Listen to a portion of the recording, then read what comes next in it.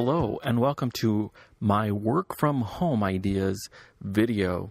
Today I'm going to introduce you to the 5 different aspects of a business that you should consider when you are choosing a home-based business. Now, there are 5 things I'm going to ask you to look for when you're looking at a business. I'm going to be looking at costs, legitimacy, how active it is, the skills needed to perform, and if there's any specific training. So obviously this is going to make the acronym of CLASS. That way, before you start anything, make sure you have some class. Anyways, the first thing is costs. There's going to be high-cost businesses and low-cost businesses. An example of a low-cost business would be writing an article and getting some advertising money from that. And that would cost you absolutely nothing. Don't need a website, don't need anything, just write an article and put in some AdSense or something else to get you paid. The other thing that, an example of a high startup cost would be photography. My wife is a photographer. I asked her how much she would need to start off, and she said about $3,000 if you're looking for a good camera. So that would be an example of a high cost startup business. Or a high, yeah. So photography, definitely a high-end example.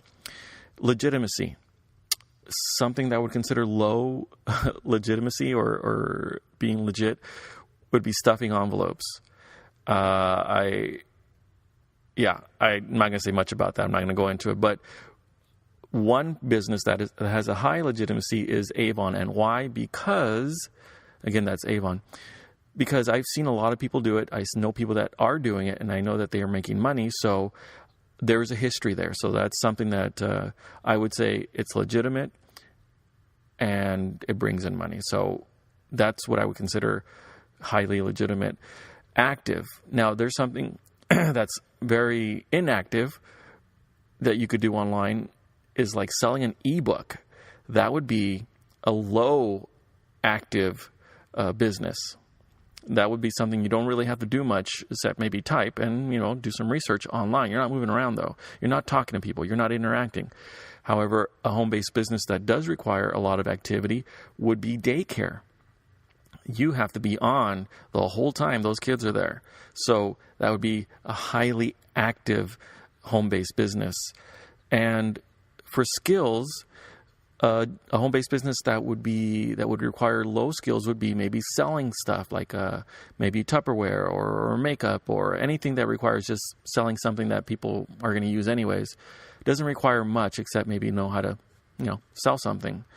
A high skill set would be something like making videos or making music or creating things that would require a high skill set. So that would be another example. And the last one is specific training.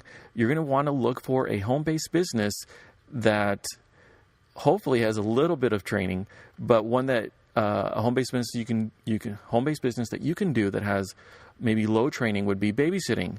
There are definitely things you need to know about babysitting, but they're not hard. If you just follow these few things, you can do the babysitting home-based business.